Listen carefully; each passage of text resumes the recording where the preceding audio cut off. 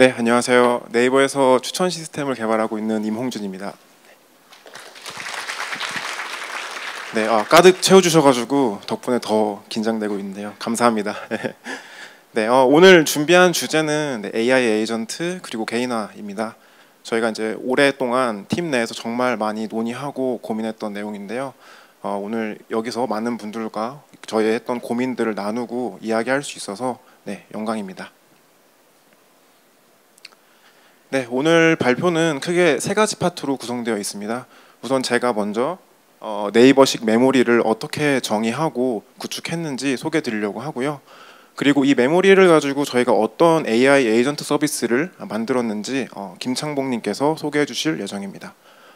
네, 그리고 네이버에는 수많은 사용자가 있는데요. 이 수많은 사용자의 로그를 실시간으로 처리해서 메모리를 생성하기까지 시스템적으로 어떤 기술적인 고민들과 대안이 있었는지 최수진님께서 공유해 주실 예정입니다. 네, 그러면 페르소나 메모리부터 시작하겠습니다. 챗 GPT 많이 사용하시죠? 네, 그 개인용 혹은 뭐 업무용으로도 많이 쓰고 계실 것 같습니다. 챗 GPT뿐만 아니라 이제 구글 제미나이처럼 최근에 대화형 AI 서비스가 정말 저희의 일상에 스며들고 있는데요. 여기서 주목할 점은 이러한 저희가 이제 이런 대화형 AI 서비스에서 사용자와의 대화를 메모리라는 개념을 통해서 개인화된 경험으로 점점 확장시켜 나가고 있다는 점입니다. 네. 그래서 네, 죄송합니다. 이런 서비스는 네, 사용자가 했던 대화를 기록하고 이를 바탕으로 어떤 맥락에서 어떤 이야기를 했는지를 네, 기억하고 있습니다. 네, 제가 예시를 준비해봤는데요.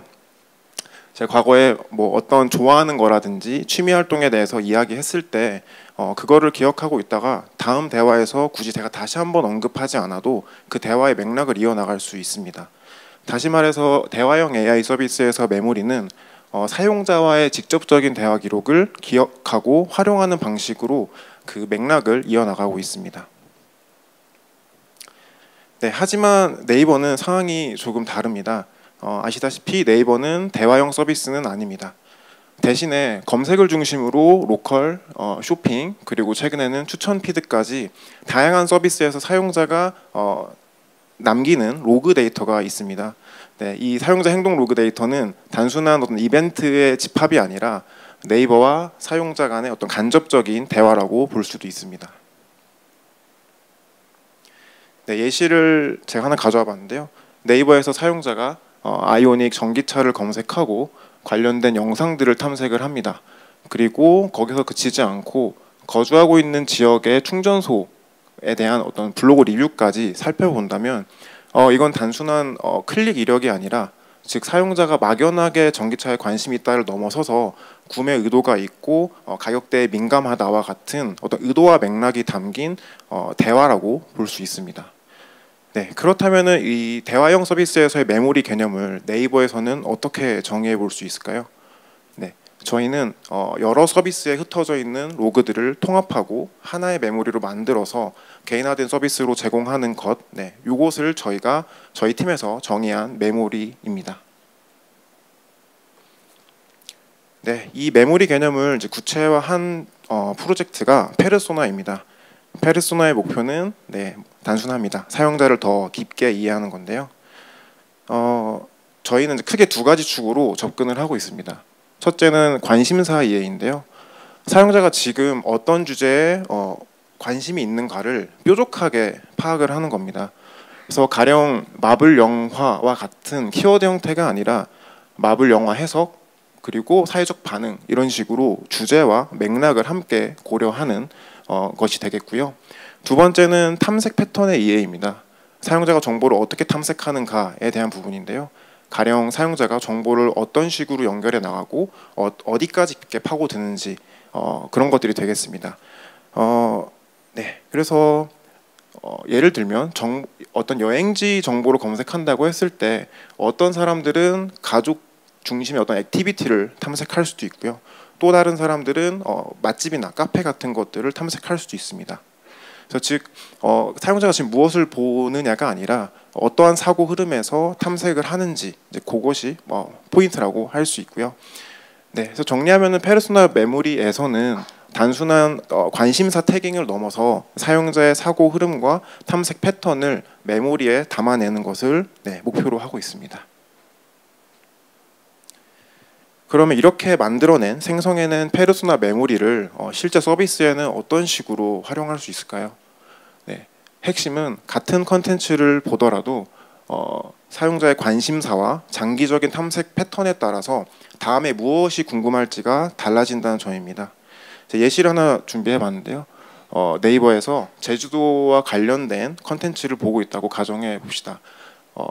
혼자 어떤 힐링 여행을 준비하고 계시는 30대 여성에게는 포토스팟 추천이라든지 어떤 조용한 카페 추천과 같이 어떤 감성적인 컨텐츠를 추천할 수 있고요. 가족 여행을 준비하고 있는 40대 남성의 경우에는 아이와 함께 갈 만한 숙소 혹은 렌터카에서 가족 할인 정보 같은 어떤 구매나 예약으로 이어질 수 있는 액션을 제안할 수 있습니다. 즉 페르소나 메모리를 통해서 사용자의 상황과 맥락에 대한 이해를 통해서 다음 스텝으로 이어질 만한 것들을 자연스럽게 연결하고 확장하는 것이 이 메모리의 역할이라고 생각을 하고 있습니다. 네, 그렇다면 좀 더 구체적으로 이 페르소나 메모리가 어떤 식으로 구성되어 있는지 좀 소개드리겠습니다. 크게 세 가지 단계가 있는데요. 사용자 서비스 행동 로그, 숏텀 메모리, 그리고 롱텀 메모리입니다. 서비스 행동 로그는 네이버의 여러 서비스를 이용하면서 무엇을 받고 어떤 것을 검색했는지에 해당하는 가장 로우 레벨의 데이터입니다. 그래서 뒷파트에서 수진님께서 소개해 주실 덱스터라는 플랫폼을 통해서 여러 서비스에 흩어져 있는 로그를 통합해서 실시간으로 유통을 하고 있습니다. 다음은 숏텀 메모리인데요. 앞서 쌓여있던 이런 사용자 행동 로그를 연결하고 의미 있는 더 큰 단위의 메모리로 변환을 한 결과입니다. 그래서 앞에서 제가 설명드렸던 사용자가 지금 어떤 주제에 몰입하고 있는가를 표현한 메모리입니다. 그래서 이 메모리 같은 경우는 최근 수일 동안의 관심사를 기억하고 있고요. 마지막으로 롱텀 메모리는 시간에 따라 쌓인 이런 숏텀 메모리들을 다시 종합해서 장기간의 수개월 동안의 탐색 패턴을 담는 형태의 메모리, 더 큰 형태의 메모리로 만들어냅니다. 그래서 롱텀 메모리 같은 경우는 수개월 동안의 기억을 보유하는 것을 목표로 저희가 하고 있습니다. 숏텀 메모리의 세부 동작 방식을 좀 더 살펴보면요. 덱스터를 통해서 사용자의 행동 로그가 실시간으로 시간 순으로 쌓이게 됩니다. 이거를 세션 단위로 한번 정제를 하고요. 세션 내에서는 의미 없는 클릭이나 반복 패턴 같은 필터링을 거치고 나서 LLM을 통해서 최종적으로 관심사를 추론해냅니다. 앞단에 이 덱스터가 연동되어 있어서 저희는 매 순간 업데이트되고 관심사를 실시간으로 반영하는 것을 목표로 설계를 하고 있습니다. 반면 롱텀 메모리는 시간이 지남에 따라 변해가는 사용자의 관심사를 추적하면서 더 장기간의 메모리를 생성하는 것이 목표입니다. 그래서 이상적으로는 지난 수개월 동안 쌓인 숏텀 메모리를 모조리 LLM에 넣고 롱텀 메모리를 생성할 수도 있는데요. 다들 아시다시피 LLM에는 이제 컨텍스트 사이즈에 한계가 있죠. 그래서 저희는 새롭게 쌓인 숏텀 메모리와 기존의 롱텀 메모리를 주기적으로 조합하면서 새로운 롱텀 메모리를 추가하거나 업데이트하는 방식의 리플렉션 구조를 차용을 했습니다. 이 자세한 리플렉션 구조에 대해서는 뒷파트에서 천공님께서 좀 더 자세하게 설명해 주실 예정이고요. 마지막으로 이 숏텀과 롱텀 둘 다 일정 기간 동안 업데이트가 되지 않으면 저희가 익스파이어를 시키고 있습니다. 다시 말해서 관심이 없어진 주제나 탐색 패턴에 대해서는 기억 속에서 잊혀버리게 만들었습니다. 지금까지 페르소나 메모리에 대해서 살펴봤는데요. 대화형 서비스에서의 메모리 개념을 저희만의 방식으로 재해석한 프로젝트입니다. 그래서 로그를 저희 간접적인 대화로 보고 숏텀과 롱텀으로 나누어서 사용자를 더 깊게 이해하려고 한 시도였고요. AI 에이전트에서 이렇게 사용자별 맥락을 제공하는 것이 페르소나의 앞으로의 핵심 역할이라고 생각을 하고 있습니다. 그래서 이어서 이 페르소나를 바탕으로 저희가 어떤 AI 에이전트를 만들었는지 그 구체적인 구현 과정에 대해서 저희 팀의 김창봉님께서 소개해 주실 예정입니다.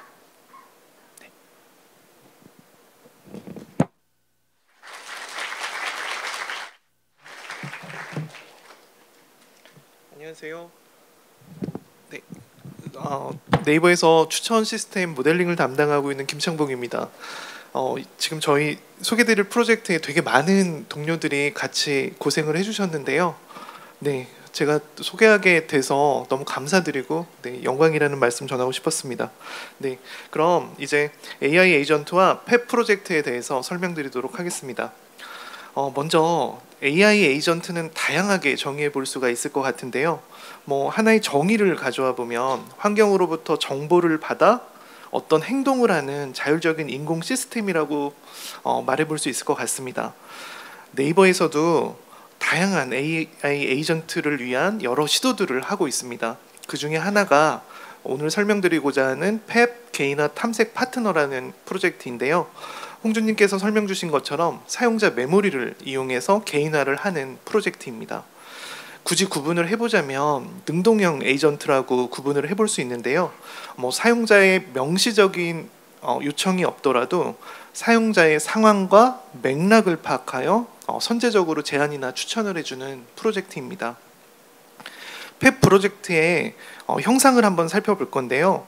여기 지금 어떤 사용자가 있고 이 사용자는 평소에 이제 드라마나 영화의 줄거리나 비하인드 씬 등에 되게 관심 있는 사용자입니다. 이 사용자가 현재 캐대언 관련된 연예 뉴스를 보고 있어요. 근데 어느 순간 갑자기 아래 팝업 창이 뜨고 캐대언 복선과 관련된 메시지가 뜨는데요. 저희는 이걸 넛지 메시지라고 부르고 있습니다. 이 넛지 메시지를 이 사용자는 충분히 클릭할 가능성이 크고요. 이 메시지를 클릭하게 되면 오른쪽에 보시는 것처럼 캔버스라고 부르는 이제 요약 창이 나타나게 되는데요. 이제 관련 내용들이 요약이 돼 있어서 쉽게 확인할 수 있고 그 아래 이제 원본 문서나 아니면 이제 후속 액션을 취할 수 있는 링크들을 같이 제공하고 있는 화면입니다. 그래서 이제 펫 시스템에 대해서 제가 크게 한번 설명을 드려볼 텐데요. 크게 5가지 부분으로 구성이 되어 있습니다. 첫 번째는 홍준님께서 설명 주신 사용자 행동 로그를 가지고 LLM을 통해서 페르소나 메모리를 생성하는 부분이고요. 두 번째는 어떤 사용자가 지금 콘텐츠를 보고 있고 이 콘텐츠의 LLM을 통해서 콘텐츠와 연관된 주제들을 추출해내는 부분입니다. 세 번째 부분은 레그 시스템 부분인데요. 이제 연관 주제들을 쿼리로 보고 검색을 통해서 후보 문서들을 가져오는 단계입니다. 그럼 이렇게 후보 문서들을 가져온 다음에 그걸 재료로 해서 캔버스를 생성하게 되고요. 생성된 캔버스들은 저희가 페르소나 메모리를 생성을 해놨는데 이걸 가지고선 이제 개인화 랭킹을 해서 사용자에게 보여주게 됩니다. 그래서 지금 이제 펫 시스템은 레그 시스템의 문법도 따르고 있고요. 그리고 이제 여기 페르소나 메모리를 이용해서 개인화시키는 개인화된 문법도 따르고 있습니다. 네. 그럼 먼저 이제 메모리 생성 부분에 대해서 설명을 드리겠습니다. 메모리와 리플렉션이라는 개념이 나오는데요. 이게 이제 제너레이티브 에이전트라는 논문에서 다루고 있어서 좀 설명을 먼저 드리고 넘어가겠습니다. 사용자 행동 로그가 있고 사용자 행동 로그는 관찰에 의한 로그라는 그 의미에서 옵저베이션 메모리라고 부르고 있습니다. 이게 이제 메모리 생성에 입력이 되는 메모리 스트림으로 들어가게 됩니다. 그러면 그 다음이 이걸 이제 재료로 해서 리플렉션 과정을 거치게 되는데요. 여기서 이제 저희가 LLM의 추론 능력을 이용하게 됩니다. 그래서 LLM이 중요한 부분들은 분류하고 그리고 요약해야 될 부분들은 요약해서 리플렉션 메모리라고 하는 이제 메모리를 생성을 하게 됩니다. 그럼 여기서 끝이 아니고 리플렉션 메모리는 다시 메모리 스트림에 입력이 되어서요. 그래서 이제 시간이 지나면서 사용자 행동 로그가 쌓이고 새로운 옵저베이션 메모리들이 생성이 되면 두 개를 합쳐서 이제 새로운 리플렉션 메모리를 생성하는 과정을 되풀이하도록 되어 있습니다. 앞의 장표와 되게 비슷하긴 한데요. 이걸 이제 시간의 축으로 한번 설명을 드려보겠습니다. 그래서 행동 로그가 있고 이게 옵저베이션 메모리가 쌓이고요. 이걸 통해서 이제 쇼텀 메모리를 생성을 하게 됩니다. 그리고 시간이 좀 더 지나서 새로운 옵저베이션 메모리가 쌓이고요. 그 옵저베이션 메모리를 가지고 숏텀 메모리를 다시 생성을 하게 됩니다. 여기에서 이제 이전의 숏텀 메모리와 새로 생성된 숏텀 메모리를 합쳐서 롱텀 메모리를 생성하게 되는데요. 이건 이제 저희가 롱텀 메모리 리플렉션이라고 부르고 있습니다. 역시 시간이 지나서 숏텀 메모리가 생성이 되고, 이건 다시 이전의 롱텀 메모리와 합쳐져서 새로운 롱텀 메모리를 생성을 합니다. 이런 과정을 계속 반복하게 되는데요. 지금 생긴 모양이 트리와 같다고 해서 이걸 리플렉션 트리라고 부르고, 저희는 이 숏텀 메모리와 롱텀 메모리를 합쳐서 모두 이제 페르소나 메모리를 구성을 하고 있습니다. 이건 이제 어떤 유저의 예인데요. 이 유저의 그 검색어들을 보면 꼬치 해수욕장이나 뭐 안면도, 꽃게찜에도 관심이 있고 뭐 러닝에도 관심이 있는 것 같습니다. 그리고 이 사용자가 이제 동일 기간에 클릭해본 그 컨텐츠들의 제목을 가지고 와본 것인데요. 보시면 되게 비슷한 경향이 있는 것을 보실 수가 있어요. 네, 그래서 이 사람은 러닝이나 러닝화, 뭐 안면도, 꽃게찜 이런 데 관심이 있구나, 이렇게 얼핏 보면 이렇게 알 수 있는데요. 요 사용자의 로그를 가지고 숏텀 메모리를 생성해 본 결과입니다. 그랬을 때 아래쪽에 이 관심사 부분은 되게 유사한, 우리가 앞에서 봤던 그 키워드들과 유사한 관심사를 가지고 있는 것을 볼 수가 있고요. 오른쪽에 이제 분석 근거도 저희는 함께 추론을 하도록 하고 있습니다. 이렇게 분석 근거를 추론하도록 한 이유는 단계적 추론, 저희가 체인 오브 소트라고 그러죠. 네, 이걸 통한 이제 리즈닝 능력이 향상이 되고요. 그리고 이제 구체적인 키워드나 근거들을 담고 있어서 훨씬 더 저희는 이제 분석 근거를 함께 추론을 하고 있습니다. 네, 앞선 사용자의 숏텀 메모리들을 좀 더 장기간 동안 축적해서 생성한 롱텀 메모리인데요. 역시 관심사를 좀 보시면 좀 더 반복적이고 장기적인 관심 주제에 대해서 요약이 되어 있는 것을 보실 수가 있고요. 그리고 아까 홍준님께서 설명 주신 것처럼 이 사람이 어떤 성향을 가지고 어떤 정보들을 탐색하고 있는지, 그런 탐색 패턴에 관한 정보도 요약이 되어 있는 것을 보실 수가 있습니다. 그런데 이 부분은 사실 되게 어렵더라고요. 롱텀 메모리를, 그러니까 어느 정도 기간을 합축해야 될지, 그리고 어느 정도 그래뉴러티로 요약을 해야 될지, 이런 부분들이 되게 연구가 필요하고 실험이 필요한 부분이어서 저희가 이거는 이제 산학 연구 과제로 함께 진행을 하고 있습니다. 네, 그럼 이제 다음 단계인 연관 주제 생성 단계에 대해서 설명드리겠습니다. 네, 어떤 사용자가 시드 콘텐츠를 보고 있고요. 이를 통해서 이제 연관 주제를 생성하는데요. 그 첫 번째 단계가 LLM을 통해서 콘텐츠의 제목과 본문에 있는 주요 엔터티들을 뽑아내는 단계입니다. 이렇게 추출된 엔터티를 가지고 저희는 이제 네이버이기 때문에 연관 검색어 DB를 가지고 있는데요. 연관 검색어 DB는 어떤 키워드하고 함께 많은 사용자들이 검색을 자주 하는 그런 연관 검색어들로 구성이 되어 있습니다. 그래서 연관 검색어 DB를 활용하게 되면 검색 트렌드를 반영한 이런 경향성을 저희가 반영을 할 수가 있었는데요. 네, 그래서 이제 이 과정을 통해서 이제 시드 콘텐츠의 본문과 그 다음에 추출된 엔터티와 연관 검색어들을 함께 LLM에 입력으로 넣어서 연관 주제들을 생성하게 됩니다. 이 연관 주제들에는 그래서 자연적으로 검색 트렌드가 좀 반영이 되어 있습니다. 이게 하나의 예제인데요. 캐대언 인기에 국립박물관에 그 사람들이 증가했다는 그런 기사인데요. 주요 엔터티들을 뽑힌 주요 엔터티들을 보시면 뭐 국립박물관도 있고 캐대언이나 이촌역도 있습니다. 그리고 연관 검색어 DB를 보면 이제 국립박물관 호랑이 굿즈라는 검색어가 있는 것을 보실 수가 있는데요.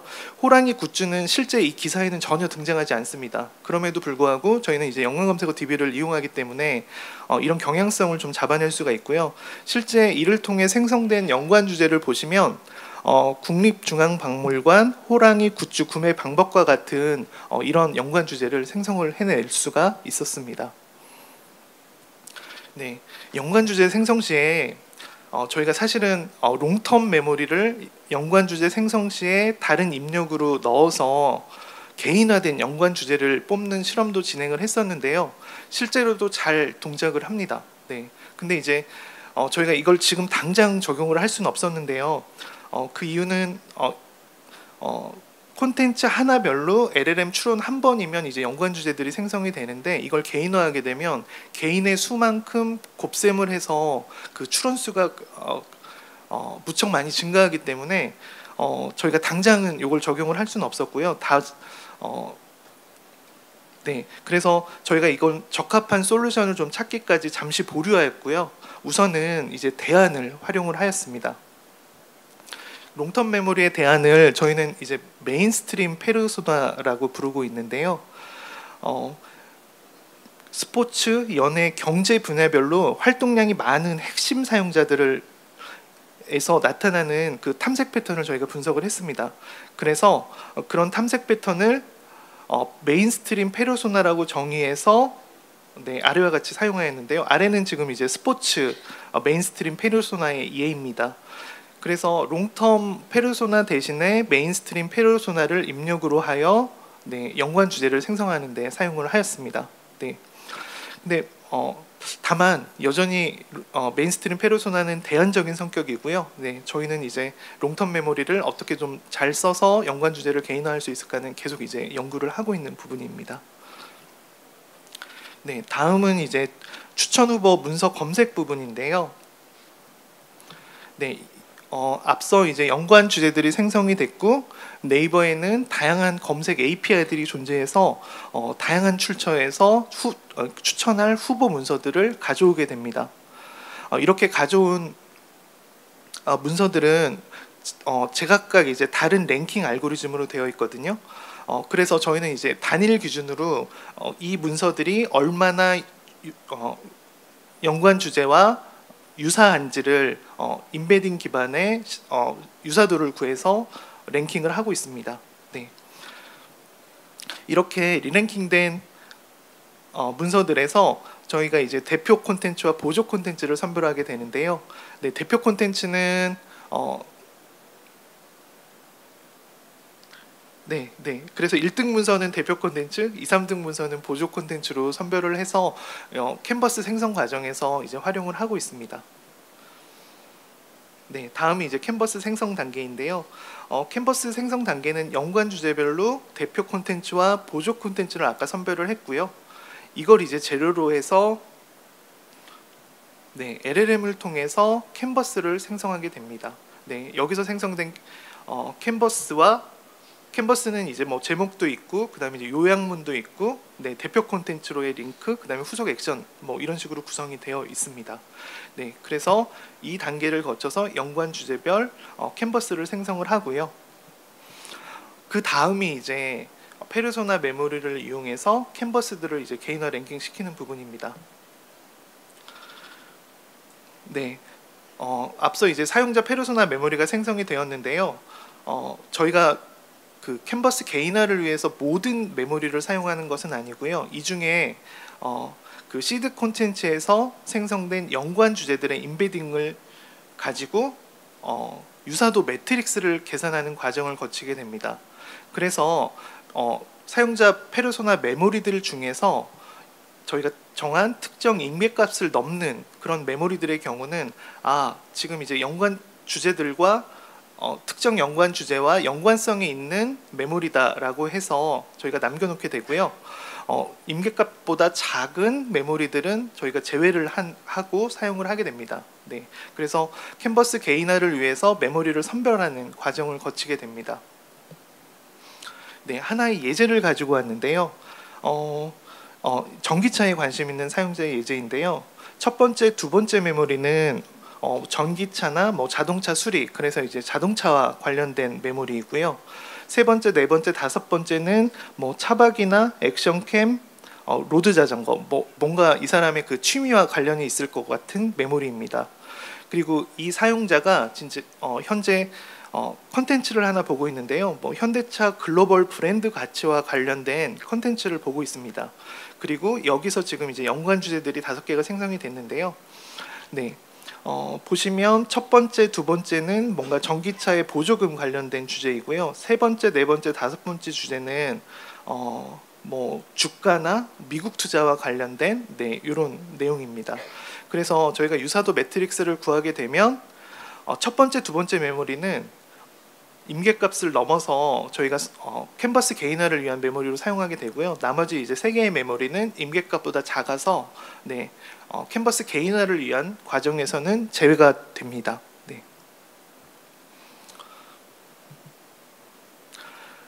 네, 그리고 이제 캔버스 개인화를 위해서 저희가 주요 사용하는 피처를 유사도 피처와 인기도 피처로 나누어 봤는데요. 자세한 부분은 뒤에서 좀 더 설명드리겠습니다. 네, 먼저 이제 유사도 피처를 계산하기 위해서 저희가 참고한 논문이 그 QN 임베딩 이라는 그 알리바바 그룹에서 나온 테크니컬 리포트거든요. 네, 여기서는 이제 쿼리와 다큐먼트를 그 LLM 모델에 넣게 되면 임베딩을 구할 수가 있어서 그 임베딩의 시밀러리티를 구하는 방식으로 간단하게 계산해 본 방식이고요. 두 번째 방식은 LLM 리랭킹 방식인데요. 여기서는 쿼리하고 다큐먼트를 주고 인스트럭션을 주게 되는데요. 인스트럭션에서는 쿼리와 다큐먼트가 연관이 있으면 yes, 연관이 없으면 no를 출력하라라는 인스트럭션을 주게 되고, 내부적으로는 yes 토큰을 출력할 확률과 no 토큰을 출력할 확률을 구해서 유사도를 계산하는 모델입니다. 네. 네, 그래서 앞서 이제 선별된 그 캔버스의 개인화를 위해서 선별된 메모리가 있고, 이 메모리를 대표 임베딩으로 만드는 과정을 거치는데요. 저희는 일단은 에버리지 방식을 활용을 하였습니다. 그리고 이제 개인화 랭킹을 하고자 하는 캔버스의 연관 주제들을 임베딩을 시켰고요. 이 두 가지의 임베딩을 가지고 앞서 설명드린 두 가지 방식을 모두 계산을 해보았는데요. 첫 번째는 이제 임베딩 유사도 방식으로 임베딩을 가지고 유사도를 계산한 방식이고요. 두 번째는 리랭킹 스코어를 계산한 방식입니다.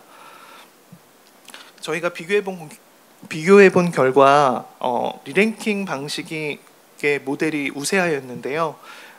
그런데 다만 추론 효율성 측면에서 유리한 임베딩 방식을 지금 현재는 적용을 하였습니다. 이제 좀 더 사용자 피드백이 쌓이고 저희가 이 로그를 가지고 모델 경량화를 진행할 수 있게 되면 이제 리랭킹 모델을 적용해 볼 계획을 가지고 있습니다. 네, 그리고 다음은 이제 인기도 피처인데요. 인기도를 위해서는 저희가 아까 캔버스별로 대표 문서를 선정한다고 말씀을 드렸는데, 대표 문서의 인기도를 캔버스의 인기도로 활용하는 방식을 적용을 하였습니다. 그래서 대표 문서에 뭔가 클릭수, CTR, 그리고 most popular, latest popular라는 이런 피처들을 활용을 하였는데요. most popular는 간단히 설명드리면 뭐 일정 기간 타임 윈도우 동안 클릭수로 랭킹을 매긴 다음에 랭크분의 1을 계산하게 됩니다. 그래서 결과적으로 클릭수가 많은 문서는 1점에 가까워질 것이고 클릭수가 적은 문서는 0점에 가까워지는 그런 모델입니다. 그리고 뭐 latest popular는 현재 타임 윈도우와 이전 타임 윈도우의 랭킹 차이를 계산하게 되는데요. 랭킹이 상승하고 있으면 가산점, 하락하고 있으면 감점을 주는 구조로 되어 있습니다. 네, 그래서 이런 피처들을 인기도 피처로 활용을 했고요. 그래서 요건 이제 앞선 예제인데요. 뭐 사용자 메모리가 5개 중에 2개가 이제 사용이 되고 있고, 연관 주제별로 이제 캔버스들이 생성이 된 상태이고요. 그래서 유사도와 인기도 피처를 구해서 이제 캔버스 개인화 최종 스코어를 계산을 하게 되고요. 이걸 통해서 봤더니 이제 첫 번째 문서 아이오닉 구매 정보와 관련된 캔버스가 개인화 점수가 가장 높아서 이 캔버스를 이제 사용자의 화면에 노출을 해주게 됩니다. 네. 그래서 지금까지 네, 팹에 대해서 좀 설명을 드렸는데요. 팹에는 되게 다양한 부분에서 지금 LLM들이 활용이 되고 있는데 모두 동일한 LLM은 아닙니다. 그래서 연관 주제 생성 같은 부분은 가장 큰 모델이 지금 사용이 됐는데요.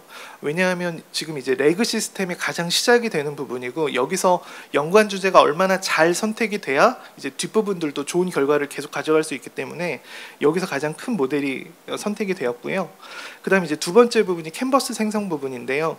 이게 생성된 캔버스는 이제 사용자에게 직접적으로 노출되는 부분이어서 어느 정도 정제가 되어 있으면서도 사용자의 흥미를 끌 수 있는 문구들을 생성하는 게 되게 중요했습니다. 그래서 이제 캔버스 생성 부분에서도 큰 모델을 활용을 하였고, 네, 그 다음은 이제 메모리 생성과 엔터티 추출 부분에서는 로그 요약과 추출과 관련된 부분이기 때문에 중간 정도 사이즈의 그 모델로도 충분하였습니다. 그리고 이제 인베딩 관련된 부분들은 가장 작은 모델을 사용하였고요. 네, 그래서 저희가 이제 대규모 시스템을 구현하다 보니 시스템을 이제 배치와 리얼타임으로 구분을 해서 구현을 하였는데요. 그러니까 비개인화 부분, 연관 주제 생성이나 캔버스 생성 같은 비개인화 부분은 배치로 처리가 가능하였고, 그다음에 이제 페르소나 생성하는 부분은 주기적으로 사용자 로그를 가지고 페르소나를 생성할 수 있기 때문에 역시 배치로 구성을 하였습니다. 그리고 앞서 배치로 생성된 캔버스와 페르소나 메모리를 가지고 실제 유저가 서비스에 들어왔을 때 캔버스 개인화 랭킹을 하는 개인화 부분은 네, 리얼타임으로 구성을 하였습니다.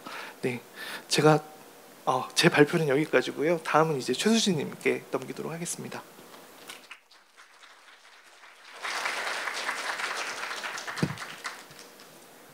안녕하세요, 최수진입니다. 반갑습니다. 많이 오셨네요. 앞에서 잠시만요. 되나? 앞에서 네이버 메모리와 이를 기반으로 생성된 페르소나에 대해서 소개해드렸고, 페르소나를 활용한 서비스 팹에 대해서도 소개해 주셨습니다. 이제 제가 페르소나에서 생성하는 사용자 메모리를 만들기 위한 실시간 사용자 컨텍스트 플랫폼 덱스터에 대해서 소개해드리겠습니다. 이게 좀 안 맞긴 한데 잠시만요. 좀 맞춰볼게요. 페르소나가 생성하는 사용자 숏텀, 롱텀 메모리를 위한 기반 데이터는 누가 모아서 구축할까 궁금하지 않으신가요? 그 역할을 하는 실시간 사용자 컨텍스트 플랫폼 덱스터를 소개합니다. 사용자는 네이버 여러 지면에서 다양한 액션을 합니다. 제가 여기가 좀 편해서 이쪽을 보고 하겠습니다. 예를 들어 네이버 홈피드를 스크롤하다가 신차 소개 블로그를 보고 카페에 가서 댓글을 달기도 하죠. 이런 사용자 패턴을 메모리화하려면 잘 모으는 작업이 필요합니다.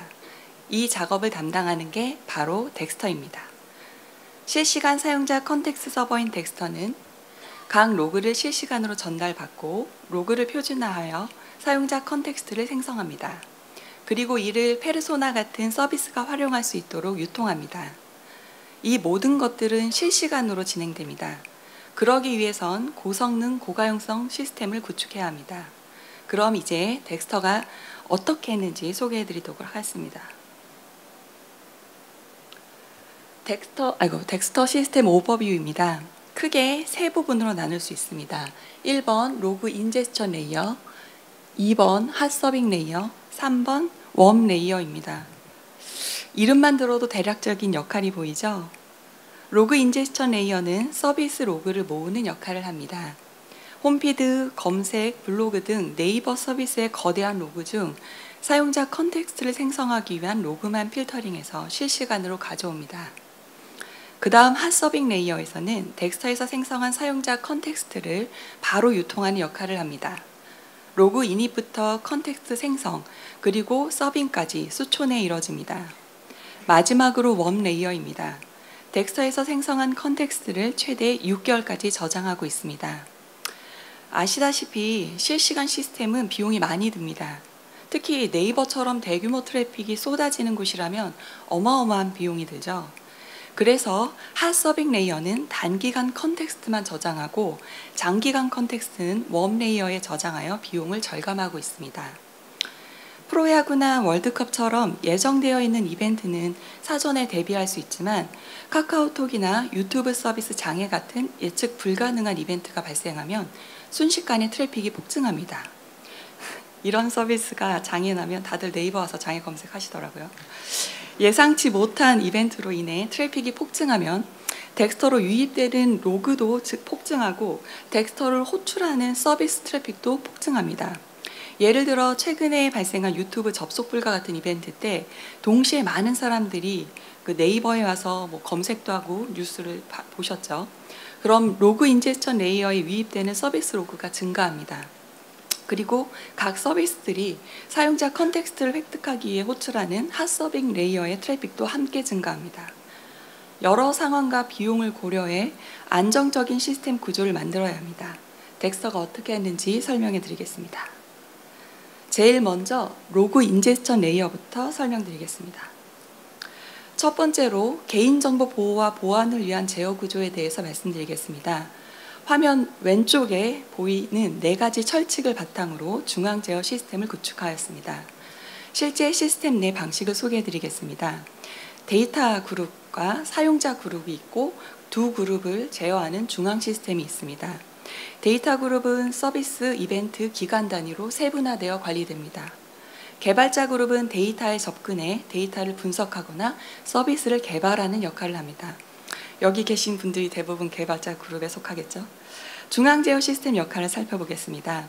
우선 개발자 그룹별로 허용 인원과 권한을 관리합니다. 그리고 억세스 밸리데이터를 통해 접근 유효성을 판정하고 유효 기간을 확인합니다. 또한 데이터 접근 유효성과 유효 기간이 확인된 요청은 허용된 데이터에만 접근할 수 있습니다. 또한 데이터 접근 이력 관리와 실시간 모니터링도 하고 있습니다. 스로틀러에서는 허용 트래픽 초과 시 429 에러로 접근 제한을 합니다. 근데 잠시만요. 이 그림은 저희가 도식화했지 실제 시스템이 이렇다는 건 아닙니다. 오해하실까봐 한번 설명해 드렸고요. 두 번째로 로그 인젝션 레이어의 플링크 스트리밍 구조를 소개하겠습니다. 여러 서비스에서 발생하는 로그들은 실시간으로 거대한 로그 유통 시스템에 흘러 들어옵니다. 서비스마다 서로 다른 포맷이죠. 각 서비스 로그는 로그 유통 시스템 내부에서 서비스별로 데이터가 격리되어 있으며 권한 필터링을 통해 접근이 허용된 로그만 덱스터 플랫폼으로 연동됩니다. 이를 위해서 사내 환경에 맞춘 플링크 전용 인하우스 커넥터를 개발했습니다.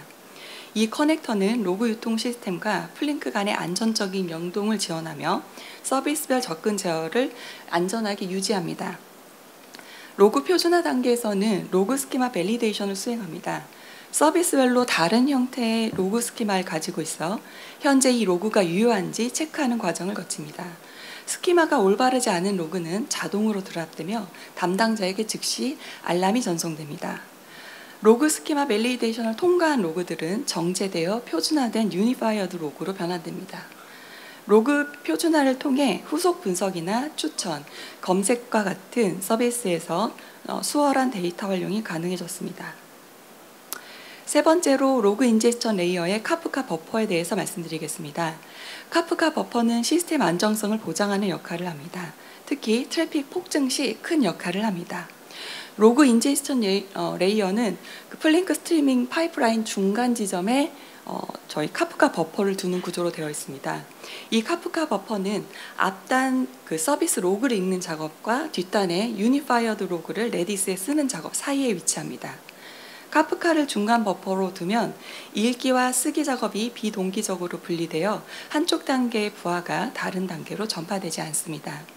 예를 들어 사회적 이슈로 인해 트래픽이 폭발적으로 증가하더라도 카프카가 데이터를 임시로 저장하여 백프레셔를 완화할 수 있습니다. 화면에서 보시면 읽기 작업에서 발생한 그 트래픽 스파이크가 쓰기 작업에는 영향을 주지 않는 걸 보실 수 있습니다. 또한 장애가 발생하더라도 카프카에 저장된 중간 결과부터 재처리할 수 있기 때문에 데이터 유실 없이 안정적으로 복구가 가능합니다. 다음은 핫서빙 레이어에 대해서 설명해 드리겠습니다. 앞에 제가 보여드렸던 덱스터 구조도를 떠올려 보시면 핫서빙 레이어랑 웜 레이어 두 개가 있습니다.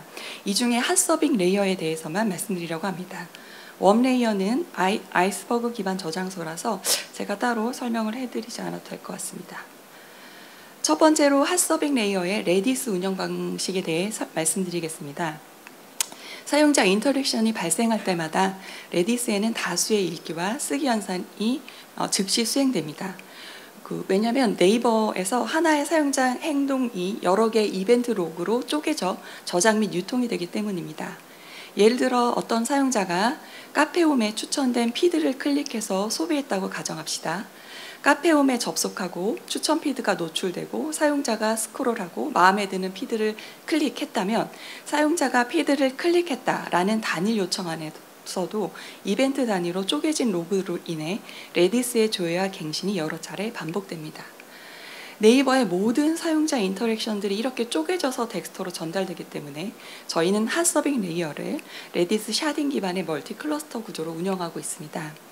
동일한 키는 항상 같은 클러스터에 저장되도록 설계되어 있으며 이 덕분에 동시 접속이 급증하더라도 각 클러스터는 전체 트래픽의 n분의 1만 처리하게 됩니다. 이를 통해 트래픽 부하를 균등하게 분산하여 성능 저하를 최소화했습니다. 또한 클러스터 단위의 아이솔레이션을 통해서 한 클러스터에 문제가 발생하더라도 전체 서비스엔 영향이 없습니다. 그리고 유지, 보수나 확장 작업 시에도 핫스왑이 가능하여 무중단 운영을 실현하고 있습니다. 두 번째로 요청에 따라 실시간으로 서비스별 맞춤 응답을 생성하는 온디맨드 구조에 대해서 말씀드리겠습니다. 여러분이 네이버에서 제공받는 추천 서비스들 중 많은 수가 실시간으로 텍스트로 호출하고 있습니다. 그런데 이런 서비스들이 각기 다른 형태의 사용자 컨텍스트를 필요로 합니다. 예를 들어 오늘 주제가 되는 페르소나는 사용자 메모리를 구축하기 위해 기간별 사용자 행동 이력 전체를 가져갑니다. 반면 네이버 앱의 홈피드는 사용자가 이미 소비한 문서를 노출 목록에서 제외하고 클릭한 문서에서 관심사를 추출해 새로운 피드를 추천하기 위해 텍스터로 호출합니다.